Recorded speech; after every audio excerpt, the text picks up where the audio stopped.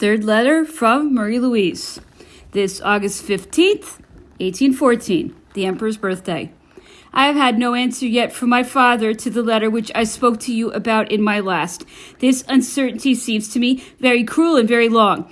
I am awaiting for the answer with a great deal of impatience, and I will let you know about it at once. I have a black presentiment that it will be nothing pleasant to hear, but I am in one of my sad moods today, so I may be mistaken. How can I be happy on the 15th when I am obliged to pass this feast day so solemn to me, far from the two persons who are dearest to me? I beg your pardon for thus speaking to you of my sad thoughts, but the friendship and the interest which you have always shown me embolden me. Provided you will let me know when I bore you, I beg you to believe in my sincere friendship. Your affectionate Louise. P.S. I have just received a letter from Parma, which informs me that Monsieur de Mariscalchi has been replaced by Monsieur de Meneval, who has just upset the entire provisional government. Monsieur de Mariscalchi is now nothing but Austrian ambassador at my court. My father has also appointed Monsieur de Saint-Vital as my Grand Chamberlain, and that without consulting me. This grieves and vexes me. Monsieur Meneval said in Parma that my father had sent Monsieur de Saint-Vital to go to Vienna to fulfill his functions in my service, and that I should be invited to go to Vienna during the whole period of the Congress. What a sad prospect! I have half a mind to ask him to allow me to spend the winter in Florence, promising him to write to the Emperor only through the Grand Duke. It seems almost certain that he will refuse. But about one thing, my mind is made up. I will not go to Vienna whilst the sovereigns are there. Advise me, I beg of you. I assure you, I am much to be pitied.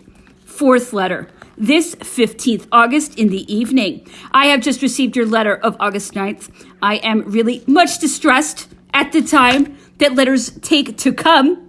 One gets such old news.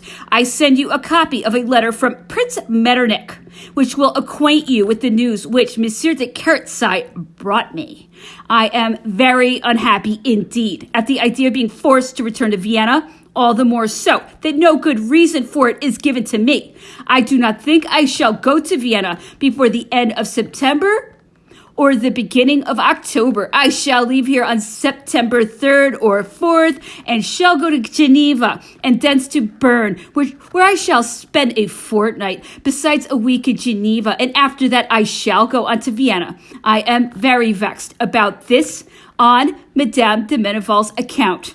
If you can bring her to Geneva, she can follow you after her confinement. If you come and share my exile, I know how tedious it will be for you. At the same time, I am too selfish not to desire it. I want your advice. I need your conversation. You know all the confidence which I have in you. One of the pleasantest thoughts which I can have just now is the thought of keeping you by me. I also send you a letter which came here for Monsieur Emmeline. Be good enough to send it to him. As regards to the paymaster, I can promise nothing, less now than ever. For you see, I am consulted about nothing. I do not think it at all right. They ought to, at least, to treat an unfortunate with a little delicacy of feeling. The Duchess will tell you a lot of things by word of mouth, which I cannot write, for I am very sad, though resigned. The hardest blow will be struck tomorrow when I have to say goodbye to the Duchess. But I do not complain. I ought to be accustomed to every possible misfortune. But what comforts me is the thought that there are some good people who have pity for me. And I have pleasure in thinking that you are one of these, begging you to believe in all my esteem and confidence, your affectionate Louise. Fifth letter. This 20th of August in the evening. I received your letter of the 12th of this month yesterday, and I see with pleasure that you have received some of my letters, but surely you must have received one in which I spoke of the wretched answer which my father gave me. I am very much touched by your offer to follow me under any circumstances whatsoever, and I stand in great need of good advice. It is more necessary to me now than ever, and I so hope I shall soon have the pleasure of seeing you again. I wish you to arrange it so that you will be deprived of Madame de Meneval's society as short a time as possible. I quite see how sad that would be, and I'm afraid she will get to have a grudge against me. I have answered my father as well as Prince Metternich and used fine phrases in writing to the latter about all the confidence I had in him. And I especially insisted on the satisfaction I felt in the promise which was given me that I could go to Parma. It appears that Monsieur Macaulay has made some very good changes and reformed many of the abuses of the provisional government. I have received long letters from Monsieur de Bausset, which I will communicate to you when I return. I want to bother you with all of my affairs. I have received news of the Emperor on August 6th. He speaks very well of you and begs me not to believe all that may be said against him. He was in good health, happy and quiet, and was thinking greatly about my son and myself. Write to me, I pray you, with great punctuality, and believe in all my friendship from your very affectionate Marie-Louise. I do not want to reproduce too large a number of the letters which I had the honor to receive from the Empress Marie-Louise. The literal extracts which I have just given suffice for the purpose which I had before me in quoting them. 1 month after the Empress's arrival in Aix, the Duchess de Montebello, Messieurs Corvisart and Isabey left this city one after the other. The first two to return to Paris. Monsieur Isabey went off to Vienna, where he was to paint the portraits of the sovereigns assembled in the Congress. After their departure, the Empress remained another fortnight at Aix, anxiously awaiting the effect of the promises which had been renewed to her when she left Vienna. The letter from Prince Metternich, which was alluded to in one of the letters from Marie-Louise, which I have reproduced, destroyed some of the Empress's illusions. This letter informed her that the possession of the sovereignty which had devolved upon her by the treaty was no longer certain, and invited her into the Emperor's name to return to Vienna and to put her interests in his hands. A letter from the Emperor of Austria contained the same invitation. The Empress abandoned two sad presentiments, losing a hope which she had entertained till then of being free to enjoy the independence of which she had dreamt, gave way to a new influence which shook the constancy of her attachment to the Emperor and persuaded her that she stood in need of other protection. She grew to think that by submission she might be able to remove the obstacles which stood in the way of her possession of Parma, and she resigned herself to obey orders which it was no longer in her power to avoid. General Neipperg, placed exclusively in her confidence and who was to be united to her by much closer bonds later on, was commissioned to conduct her to Vienna. Before continuing this narrative, I desire to tarry over the first period of the life, still innocent as I judged it, of a princess born with qualities which would have commended her to the respect of France, if nature, in endowing her with these qualities, had added a greater firmness of character. Extraordinary circumstances had united her destiny to that of a great man. These bonds had been violently severed by the selfish and cold policy which had formed them on the day when Napoleon was no longer to be feared.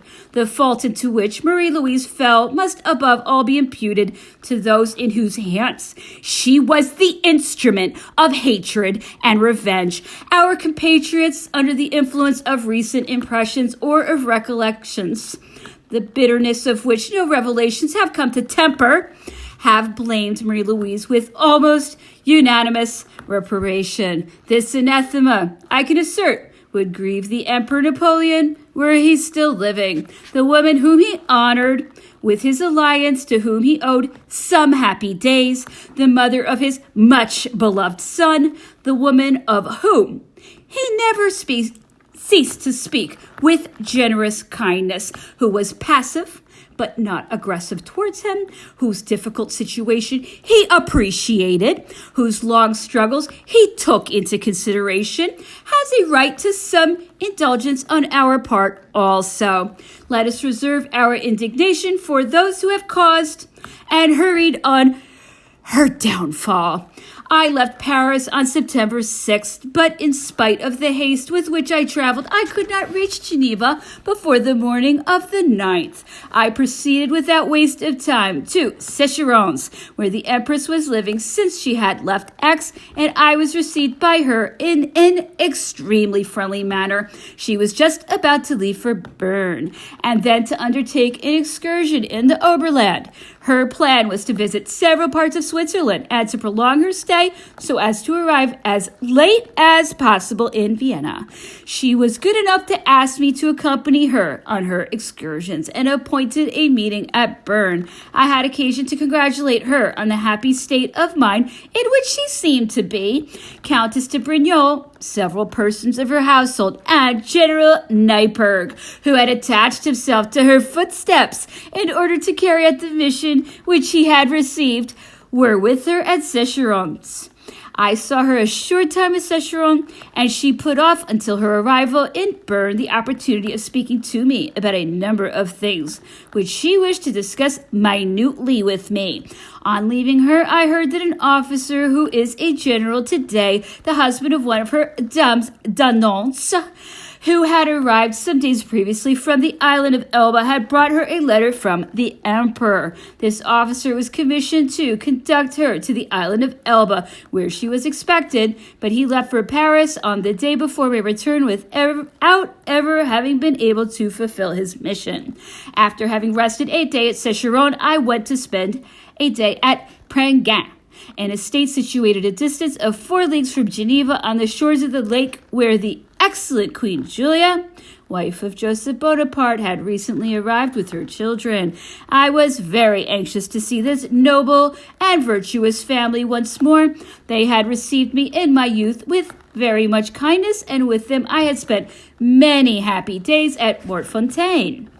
I had not seen the prince or the princess since I had taken leave of them at Orleans. I found King Joseph just as he had always been, amiable and unpretentious, returned like Cincinnatus to his plow, much more taken up with the details of his rustic life and his brother's future fate than with the remembrance of the brilliant and stormy career which he himself had just brought to a close. Joseph Bonaparte loved Napoleon as much as he had admired him. There existed between the two brothers a sympathy which the difference in their characters, apart from the bond of fraternity, no doubt contributed to strengthen. Napoleon, a mighty mind, carried on to splendid actions by the sublimity of his genius, can be compared to nobody. The glory of brilliant enterprises which would not have been above his faculties did not tempt Joseph Bonaparte's ambition, but he knew how to display in business, when once he was engaged in it, the activity and energy which it demanded.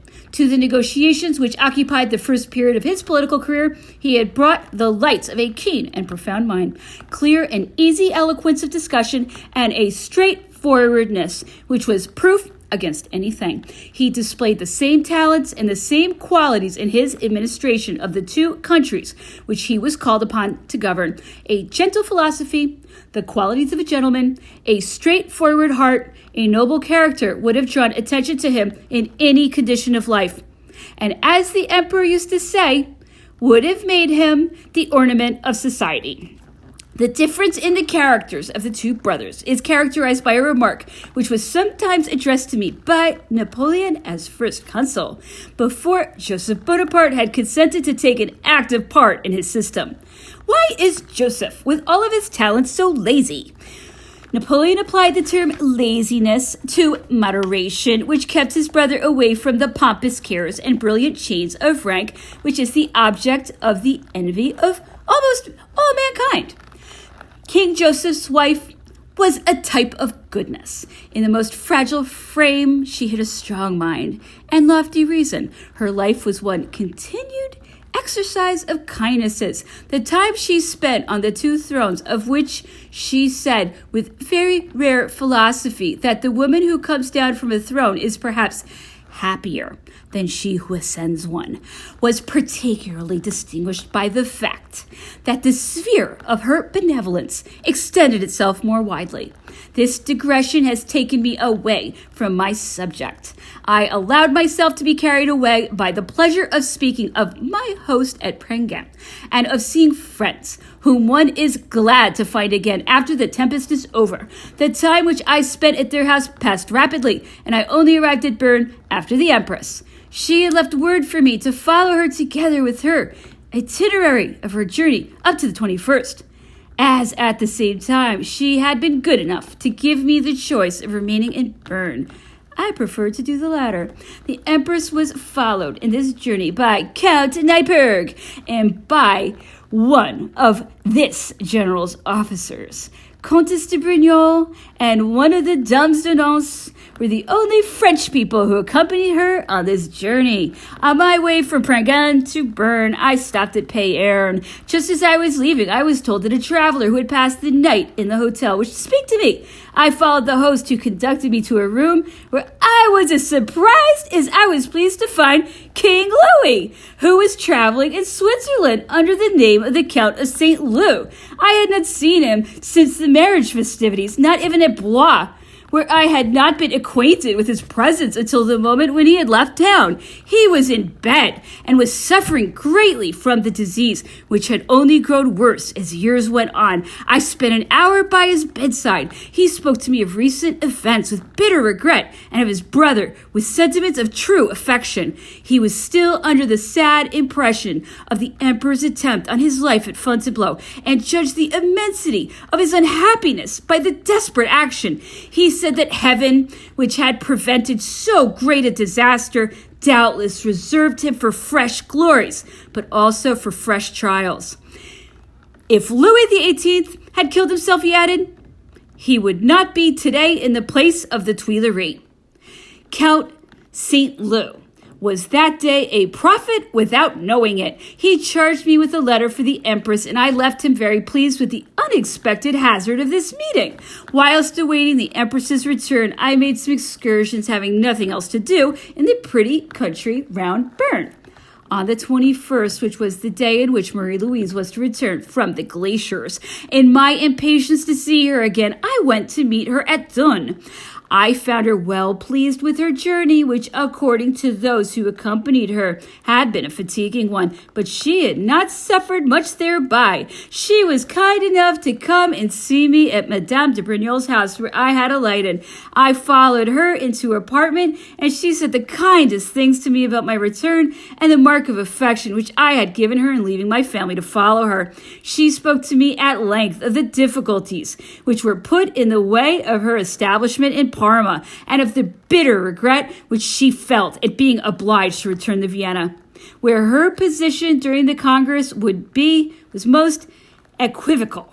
I spoke to her of the Emperor. She said she had received no news of him since the arrival of Colonel Herau, and that she had been unable to comply with Napoleon's request that she should join him on the island of Elba without having consulted her father, whose intentions must have been known to him since reading the letter from Prince Metternich, which she had sent him. It was Count Nyberg, as one may well think, who had pointed out this objection to her. Marie-Louise had heard during her journey of the death of the Queen of Sicily, her grandmother, who succumbed to a night attack of apoplexy.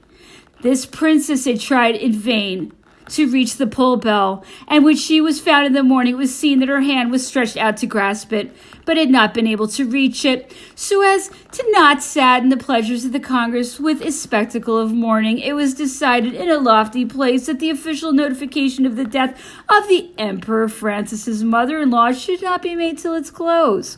Thanks to this fiction, which left the dead queen still living, the festivities were not interrupted.